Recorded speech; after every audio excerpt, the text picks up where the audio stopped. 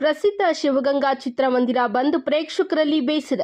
ಇಡೀ ಕೊರಟಗೆರೆ ತಾಲೂಕಿಗೆ ಇದ್ದ ಒಂದೇ ಚಿತ್ರಮಂದಿರ ಇಂದಿನಿಂದ ಬಂದ್. 10 ಲಕ್ಷಕ್ಕೂ ಅಧಿಕ ಕಂದಾಯ ಬಾಕಿ. ಶಿವಗಂಗಾ ಚಿತ್ರಮಂದಿರ ಬಂದ್ ಮಾಡಿದ ಪಟ್ಟಣ ಪಂಚಾಯಿತಿ ಅಧಿಕಾರಿಗಳು. ಚಿತ್ರಮಂದಿರಕ್ಕೆ ಬಂದ ಪ್ರೇಕ್ಷಕರು ಬೇಸರದಿಂದ ವಾಪಸ್.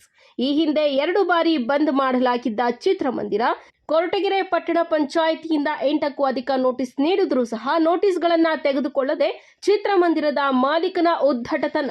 ಇಂದು ಬೆಳಿಗ್ಗೆ ಏಕಾಏಕಿ ಭೇಟಿ ನೀಡಿದ ಪಟ್ಟಣ ಪಂಚಾಯಿತಿಯ ಮುಖ್ಯ ಕಾರ್ಯನಿರ್ವಹಣಾಧಿಕಾರಿ ಉಮೇಶ್ ಹಾಗೂ ಅಧಿಕಾರಿಗಳ ತಂಡ ಶಿವಗಂಗಾ ಚಿತ್ರಮಂದಿರ, ಶಿವಗಂಗಾ ಕಲ್ಯಾಣ ಮಂಟಪ ಹಾಗೂ ಹೋಟೆಲ್ ಬಂದ್ ಮಾಡಿದ್ದಾರೆ.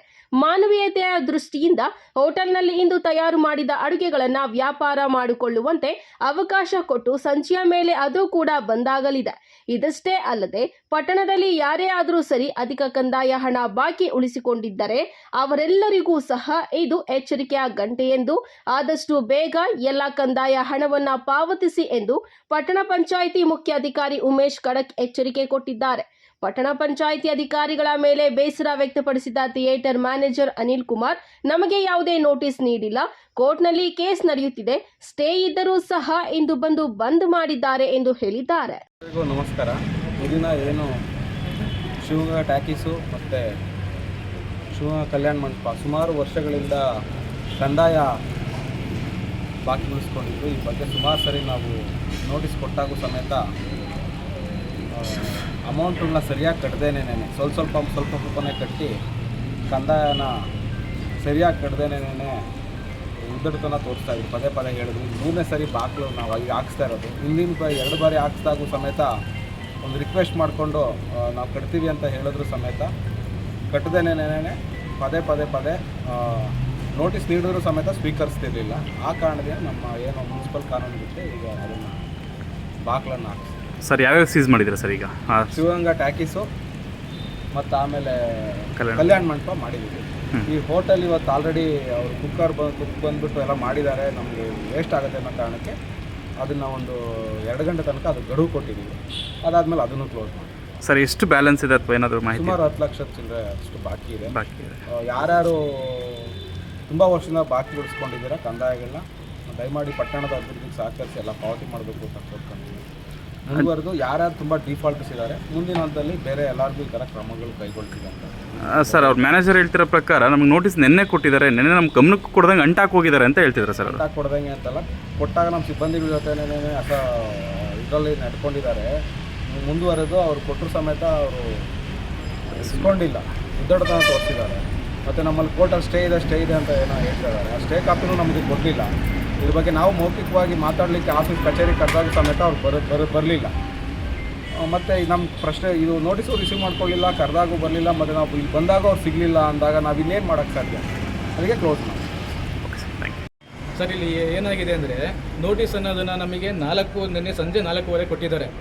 ಅವರು ನೋಟಿಸು ಯಾವಾಗ ಪ್ರಿಂಟ್ ಹಾಕಿದ್ದಾರೆ ಅಂದರೆ 20ನೇ ತಾರೀಕು 5ನೇ ತಿಂಗಳು 2025ಕ್ಕೆ ಪ್ರಿಂಟ್ ಹಾಕಿದ್ದಾರೆ. 3 ದಿನ ಇವರು ಏನು ಮಾಡ್ತಿದ್ರು ಅಂತ ನನಗಂತೂ ಗೊತ್ತಿಲ್ಲ. ಯಾಕಂದರೆ 3 ದಿನ ಗಡುವು ಅಂತ ಅದರಲ್ಲಿ ಎಂಟ್ರಿ ಮಾಡಿದ್ದಾರೆ. ಆದರೆ ಇವರು 20ನೇ ತಾರೀಕು ಅಂಟಿಸ್ಬೇಕಿತ್ತು. ಆದರೆ 22ಕ್ಕೆ ತಗೊಂಬಂದು ಅಂಟಿಸೋದೇನಿತ್ತು?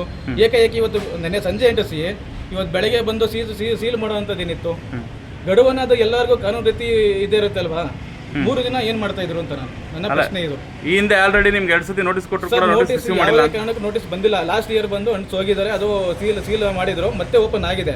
ಅದು ಈ ಇಯರ್ ಬಂದ್ಬಿಟ್ಟು ಇವಾಗಲೇ ಬಂದಿರೋದು. ಈಗಾಗಲೇ 2 ಸಾರಿ ಸೀಸ್ ಮಾಡಿದಾರಂತೆ. 2 ಸಾರಿ ಸೀಸ್ ಮಾಡಿದ್ರು ನೀವು ಅಮೌಂಟ್ ಕಟ್ಟಿಲ್ಲ ಅನ್ನೋದು ಕೋರ್ಟಲ್ ಇದೆ. ಅದು ಕೋರ್ಟಲ್ ಸ್ಟೇ ಆರ್ಡರ್ ಇದೆ. ಇವತ್ತು ಅದನ್ನ ಸಬ್ಮಿಟ್ ಮಾಡಿ ನಾವು ಓಪನ್ ಮಾಡೋ ಒಂದು ಇದನ್ನ ನಾವು ಮಾಡ್ತೀವಿ. ಸ್ಟೇ ಕಾಪಿ ಏನಾದ್ರು ಅವ್ರಿಗೆ ಕೊಟ್ಟಿದ್ರಾ? ಸ್ಟೇ ಕಾಪಿ ಇವತ್ತು 3 ಗಂಟೆ ಸಿಗುತ್ತೆ. ಸ್ಟೇ ಕಾಪಿ ಇವತ್ತು ಸಬ್ಮಿಟ್ ಮಾಡಿ ಓಪನ್ ಮಾಡುತ್ತೀವಿ. ಅಲ್ಲ, ನಿಮ್ಮ ಸಿಬ್ಬಂದಿ ಅವ್ರು ನೋಟಿಸ್ ಕೊಟ್ಟರು ಕೂಡ ತಗೊಂತಿರ್ಲಿಲ್ವ ಅಂತಲ್ಲ? ಯಾಕೆ ನೋಟಿಸ್ ಯಾವುದು ಬಂದಿಲ್ಲ ಸರ್. ಈ ಇಯರ್ ಅಲ್ಲಿ ನೋಟಿಸ್ ಯಾವುದು ಬಂದಿಲ್ಲ. ಬಂದಿದ್ರೆ ನಾವು ತಗೋತಾ ಇದ್ವಿ. ನೆನ್ನೆ ಕೊಡಕ್ ಬಂದ್ರು 4:15ಗೆ. ಅದೇನಿದೆ ನಾವು ಅಂಟಿಸ್ಬಿಟ್ಟು ಹೋಗಿ ಸರ್ ನಾವು ಮಾತಾಡ್ತೀವಿ ಅಂತ ಹೇಳಿದ್ವಿ. ಅಂಟಿಸ್ಬಿಟ್ಟು ಹೋಗಿದ್ದಾರೆ. ಬಂದು ಇವತ್ತು ಏಕಾಏಕಿ ಬೆಳಿಗ್ಗೆ ಸೀಲ್ ಹಾಕಿದ್ದಾರೆ. ಈಗ ಅವರೇ ಎಂಟ್ಸೋಗಿರೋದು. ನಿಮ್ಗೆ ಕೊಡಕ್ ಬಂದ್ರೆ ನೀವು ತಗೊಂಡಿಲ್ವ? ಯಾಕಂದ್ರೆ ನಾವು ಓನರ್ ಅಲ್ಲ ಸರ್. ಓನರ್ ಬಂದ್ಬಿಟ್ಟು ನಾವು ಇಲ್ಲಿ ಮ್ಯಾನೇಜರ್ ಕೆಲಸ ಮಾಡ್ತಾ ಇದೀವಿ ಅಷ್ಟೇ. ನಾವು ತಗೋಬಹುದು, ನಾವು ಓನರ್ ತಗೊಳ್ಳಿ ಅಂದ್ರೆ ನಾವು ತಗೋತೀವಿ. ಕೋರ್ಟ್ ಸ್ಟೇ ಇದೆ ತಗೋಬೇಡಿ ಅಂತ ಅಂದಾಗ ನಾವು ತಗೊಳಕ್ ಬರೋದಿಲ್ಲ. ಅದು ತಮ್ಮ ಓನರ್ ಗಮನಕ್ಕೆ ಇದನ್ನ ಹಾಕಿದ್ರಾ ಇಲ್ವಾ? ಗಮನಕ್ಕೆ ಹಾಕಿದೀವಿ ಸರ್. ಅವರಿಗೆ ಫೋನ್ ಮಾಡಿ ಸ್ವತಃ ನಾವೇ ಫೋನ್ ಮಾಡಿ ಕೊಟ್ಟಿದ್ದೀವಿ. ಆದ್ರೆ ಅವರು ಅಂಟಿಸ್ ಹೋಗಿದ್ದಾರೆ. ಆದ್ರೂ ಇವತ್ತು ಏಕಾಏಕಿ ಬಂದು ಕ್ಲೋಸ್ ಮಾಡಿದ್ದಾರೆ. ಓನರ್ ಹೆಸರೇನು ಸರ್? ಪ್ರಶಾಂತ್ ಅಂತ. ಯಾವ ಊರು? ಗಂಗಾಧರಿ ಅವರ ಹೆಸರಲ್ಲಿದೆ. ಅವ್ರ ಮಗ ಪ್ರಶಾಂತ್. ಪ್ರಶಾಂತ್ ಅವರು ಯಾವ ಊರು ಸರ್? ಅವ್ರದ್ದು ಇಲ್ಲೇ ಕಿರಂಪುರ ಬರುತ್ತೆ. ರಾಮಪುರ ಬರುತ್ತೆ. 10 ಲಕ್ಷ ಬಾಕಿ ಇದೆ ಅಂತ ಹೇಳ್ತಾರಲ್ಲ, ಅದೇ ಅಂತ ಹೇಳ್ತಾರೆ ಸರ್. ಕೋರ್ಟ್ ಸ್ಟೇ ಆರ್ಡ್ರು ಯಾವಾಗ ಆಗಿರೋದು ಅಂದರೆ ಅಲ್ಲಿಂದ ಕಂದಾಯ ಬರೋದಿಲ್ಲ. ಯಾಕಂದರೆ ಇಯರಿಗೆ ಕಂದಾಯ ಯಾರು ಯಾಕೋ ಬರುತ್ತಾ ಇಲ್ವೋ ಅದು ಗೊತ್ತಿಲ್ಲ. ಅದಕ್ಕೆ ಏನಿರುತ್ತೋ ಅದು ನಡೆಯುತ್ತೆ. ಈಗ 10 ಲಕ್ಷ ಅಂತ ಹೇಳ್ತಾ ಇದ್ದಾರೆ, ಎಷ್ಟು ಬಾಕಿ ಇದೆ ಅದು ಕ್ಲಿಯರ್ ಮಾಡ್ತಾರೆ. ಅಲ್ಲ ಸ್ಥಳೀಯ ಪಟ್ಟಣ ಅದು ಸ್ಪಂದಿಸಬೇಕು. ಯಾಕಂದರೆ ಇಷ್ಟಿದೆ ಅಂತ ಅವ್ರು ಮಾಡಿದ್ದಾರೆ. ಕೋರ್ಟಿಂದ ಸ್ಟೇ ಬಂದಿರುತ್ತಲ್ಲ ಸರ್, ಕೇಸ್ ಹಾಕ್ದಾಗಿಂದ ಅವ್ರು ಏನಿರುತ್ತೋ ಕೇಸ್ ಕ್ಲಿಯರ್ ಆದಮೇಲೆ ಅಲ್ವಾ ಕಂದಾಯ ಕಟ್ಟಬೇಕಾಗಿರೋದು. ಲೈಕ್ ಪ್ರೇಕ್ಷಕರು ಏನಾದರೂ ಬಂದಿದ್ರಾ? ಪ್ರೇಕ್ಷಕರು ಬಂದಿದ್ರು, ಅವ್ರಿಗೂ ಕೂಡ ತೊಂದರೆ ಆಗಿದೆ ಇವತ್ತು. ಲಾಸ್ ಆಗಿದೆ. ಲಾಸ್ ಕೂಡ ಆಗಿದೆ ಇವಾಗ. ಹೇಳಿ. ಇವತ್ತು ಮೂವಿ ಹಾಕೊಂಡಿದ್ದೀವಿ ನಾವು. ಇವತ್ತಿಂದ ಶೋ ಇತ್ತು, ಅದನ್ನ ನಿಲ್ಲಿಸಿ ಕ್ಲೋಸ್ ಮಾಡ್ಕೊಂಡು ಹೋಗಿದ್ದಾರೆ. ರಿಲೀಸಿಂಗ್ ಮೂವಿ ಇತ್ತಾ? ರಿಲೀಸಿಂಗ್ ಮೂವಿ ಇಲ್ಲ, 3rd ವೀಕಲ್ಲಿ ಇದೆ. 3rd ವೀಕ್ ಹಾಕೊಂಡಿದ್ದೀವಿ ನಾವು. ಹೊಸ ಸಿನಿಮಾ ಯಾವುದು ರಿಲೀಸ್ ಇದ್ದ ಕಾರಣ ನಾವು ಹಾಕೊಂಡಿದ್ದೀವಿ ಅಷ್ಟೇ.